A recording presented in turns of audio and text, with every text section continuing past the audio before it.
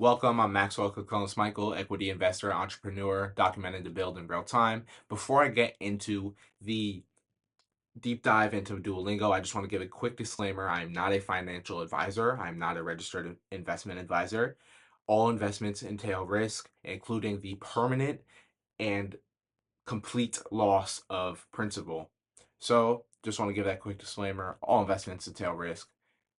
Consult a registered financial advisor. Now, I posted this deep dive that I'm about to make in video form on my Substack. You can read all of that in like the details. It's going to be link in bio or link in description rather.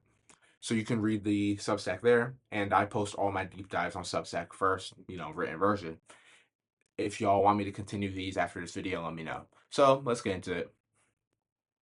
First and foremost, overview of what Duolingo is. So Duolingo is an education. If you don't know, it's an education and technology company. This is somewhat off the dome, somewhat off what I already wrote. But yeah, let me just check. Duolingo is an education and technology company. They have a freemium business model. And what that means is there's a completely free version. A free version, not only is a, like you have some of the experience, you have the total, you have certain features that are limited to you, but you can complete every single course 100% completely free. If you do not choose to, you never have to pay. What that allows is scalability. Now, the freemium, why it's not just called the free business model, that's not because then you wouldn't make it. Well, I guess you would still make advertiser money, but it would be very low revenues. The main business model is subscription revenue, of what we'll call bookings from now on. So bookings, there's two plans, I guess 3 or 4. You have, I'll start from Duolingo Max. That has every single feature, unlimited uses of those features, and all new features, particularly more expensive AI features, will go on there first. Now you have Duolingo Family Plan, which is ad free, I think unlimited energy, and then you can slightly more expensive than the base subscription, that being Duolingo Super. Excuse me, and then Family Plan like YouTube Premium Family. Now, sorry, Duolingo Premium. Sorry, Duolingo Super. I got confused with YouTube. Super is the main one, and it makes up the vast majority of bookings. Super gives you unlimited energy. Energy is the number on how much your lessons you're able to complete. So you have 25 daily energy. I'm just trying to explain the app for anyone who hasn't used it. You have 25 daily energy. That will probably fluctuate over time. At least that's what on mine. That's what's on mine. Sorry. And then Duolingo Super gets you unlimited energy, so you can complete as many lessons as you want. It also gives you access to video call, one of the best features on Duolingo, which gives you a live AI video call with a certain character. Usually, at least for me, it's Lily. And you talk to them, and they'll be like, hola, and then you'll say hola, and you get different amount of XP depending on how many words you use, you incorporate. So you literally just get someone who speaks Spanish or Italian, or I guess if you don't speak English, Irish, whatever, Japanese, whatever it may be, and you get a live person to talk. So you don't have to hire someone to talk to you. So you get unlimited versions of that. All of this is very important because it gives you the experience of a Duolingo user, so you know how the business is really working. Now, on to the financials. Duolingo, I'm going to do a quick overview. So, let me pull up the specific numbers real quick right here. Okay, there we go. Now, I'll start with the income statement. So, there we go. Yeah. Both revenue and I don't have the specific numbers. Both revenue and net income have grown spectacularly. All these numbers, by the way, are I wrote this on July 1st. Like I finished it on July 1st. It's been 8 days since I wrote it, so probably nothing has changed. But there might be a couple things that have changed, just in case. I just want to make that clear. So there we go. So net income is up 24% year over year in Q1 2026. Gross margins have stayed around 73%. both revenue and, as I said, revenue and net income are growing in a couple of years, are just doubling. Boom, boom, boom. They're growing spectacularly, truly. Now, off the balance sheet, onto the balance sheet rather, there is zero debt. There is over $1 billion in cash and equivalents, and that is leading to a spectacular current ratio there of 2.62. They have a huge cushion in case of any negative events, and the free cash flow has a 130% CAGR over the last 6 years.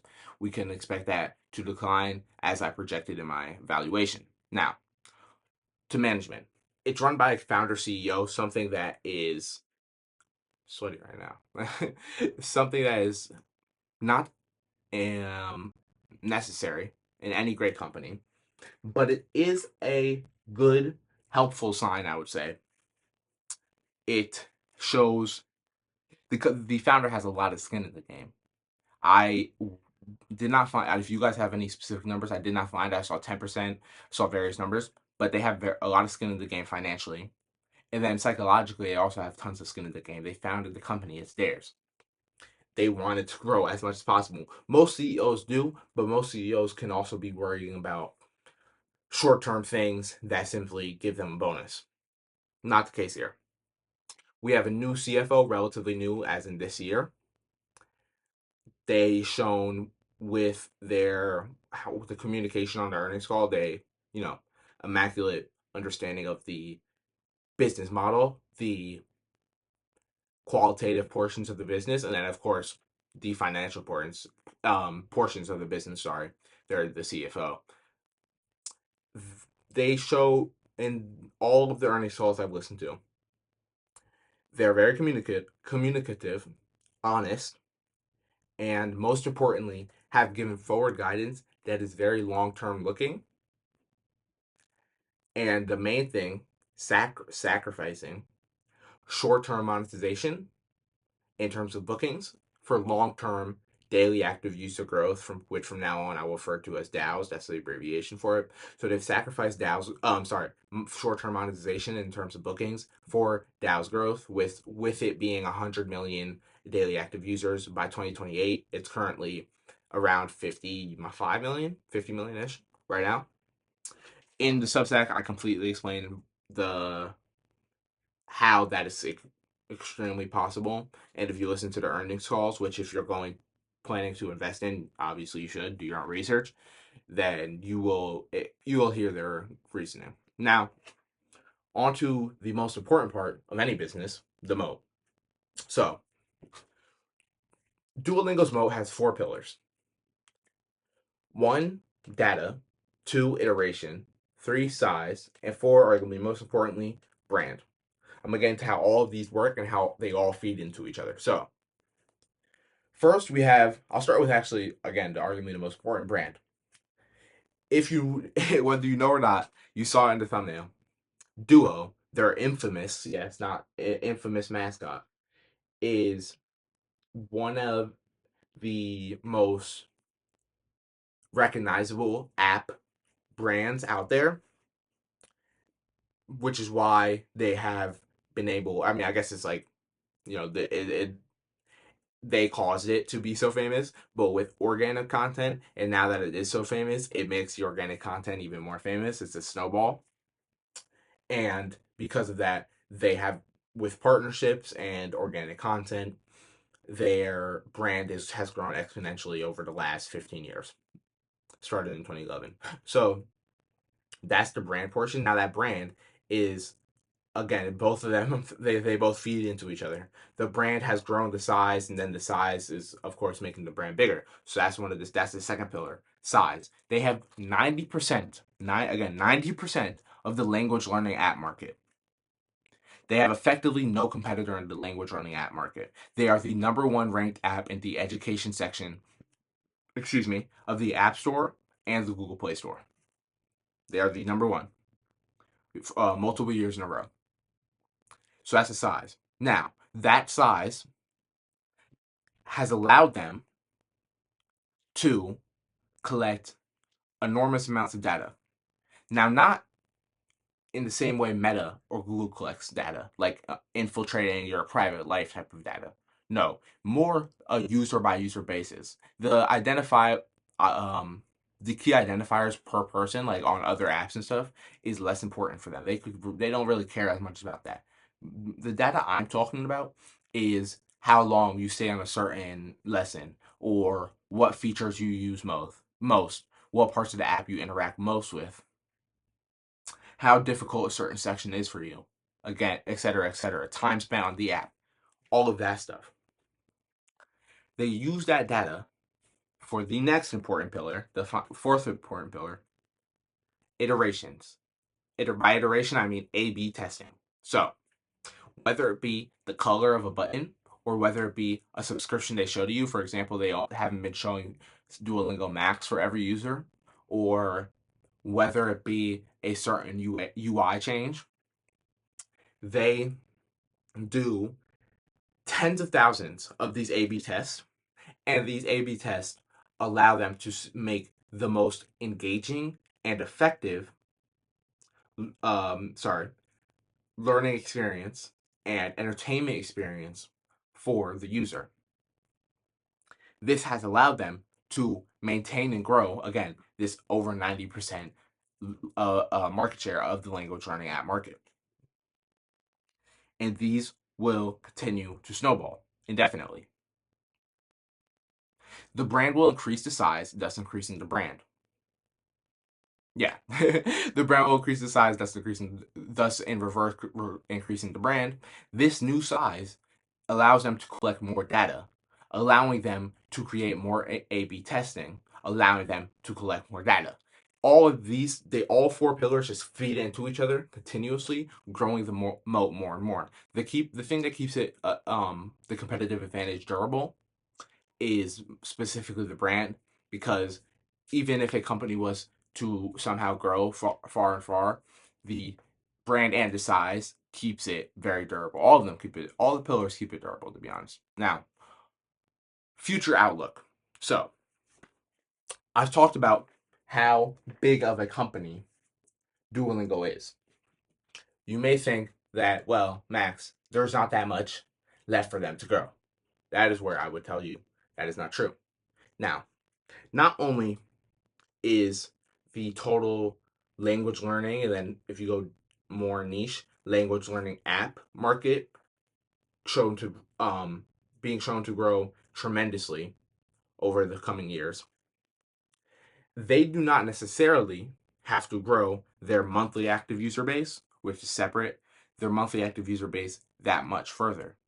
They simply have to grow their daily active users, because those are the truly engaged users, and grow bookings to grow revenue and free cash flow. So that's the future outlook. Another thing to add into this future outlook, AI. AI, which has all the new content made by it is reviewed by humans, has allowed them to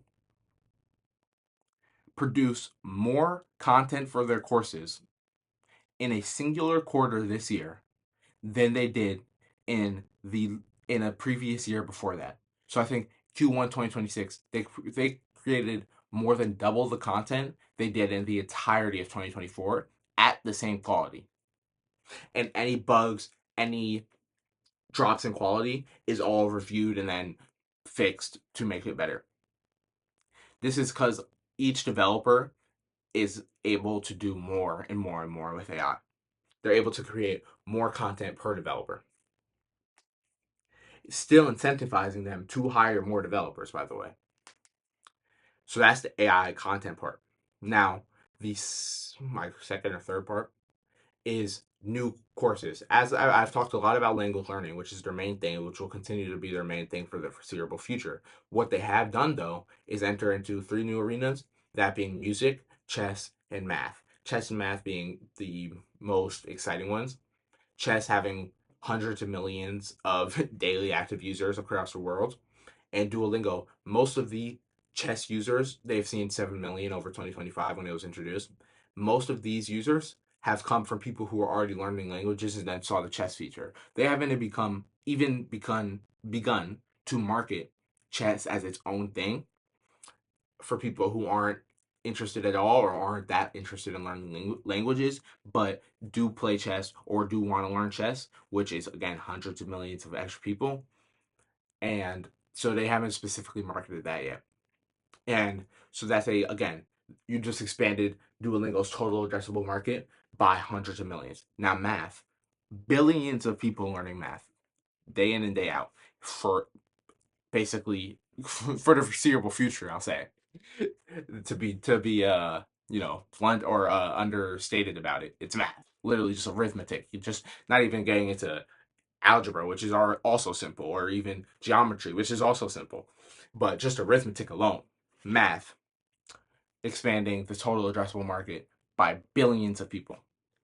So that's a future outlook, both in terms of monetization and users.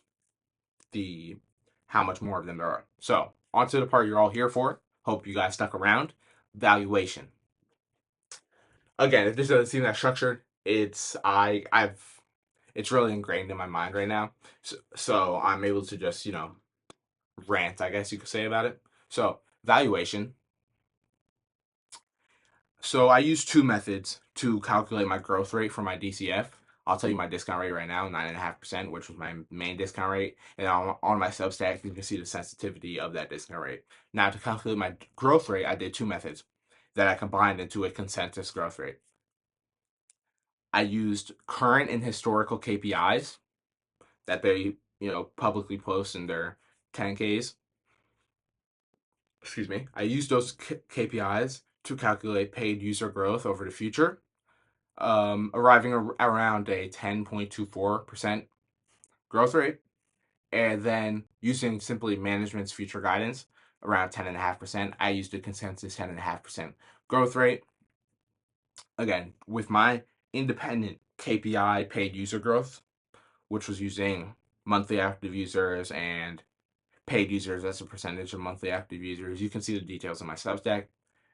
I was able to calculate a future growth rate that was extremely similar to the Simply Management's guidance. And these growth rates are in line with the ratio of free cash flow. So if you're confused about this, just read it. Now, so once using this growth rate of 10.5% with my DCF sensitivity table, I came at with my main discount rate, which was 9.5%, an intrinsic value per share of $204. So skip to here. Maybe I'll put that in the beginning. Skip to here if you want to find out how much it's worth. Around $204 per share. The lowest with a 10.5% discount rate is around $177 per share, and the highest with around an 8.5% discount rate is let me find it. So, sorry. There we go. At an 8.5% discount rate is an intrinsic value per share of $240. At current prices, which today is $130, but when I wrote this, it was like $120, but at both, even with a 30% margin of safety, which of course, with a durable competitive advantage, are probably the two most important things in investing. With a 30% margin of safety is a buy at each and every discount rate. So you can see how it's very attractive. I have already allocated 18% of my portfolio into Duolingo. That's how confident I am on this position. So onto my rating. Buy. All caps green. Buy is my personal, through my research that I just expressed in this entire video you watched. I rate Duolingo, ticker symbol DUOL, a buy. Again, to add to the disclaimer, I am not a registered financial advisor yet. 2 more years, just wait. I am not a registered financial advisor. Consult a financial advisor before making investment decisions. All investment entails risk, including the complete and permanent loss of principal. So, it's been Maxwell Collins Michael. I am an equity investor, entrepreneur, and I'm documenting my build in real time. If you're a mentor or peer, hit me up, get in contact, find it on my website, find it on my Linktree, find it in my bio, everywhere, all my socials. Please get in contact with me. I'd love to talk to you about any of this. If you're in any sort of finance, entrepreneurship field, that field at all, or even something somewhat close to it, again, a peers or mentors hit me up. If you want to support, just follow. So go subscribe to my Substack, follow my YouTube, follow any of my socials, or all of them is what you should do, really. But at least a couple. But for real, yo, thank you for watching this video. I really hope you got some value. I think you did. If you watched this far, you definitely got some value out of it. I'm working on this investment research, not just to monetize, make money from it. Really, you know, that's a important part. But I'm becoming excellent at it. Not yet, not boasting. I'm saying my goal is with all of it is to become excellent, have no equal as a teenager, have no equal in as a teenager investor, become the best teenage investor I can be, and unparalleled in that um role, like unparalleled as a teenage investor.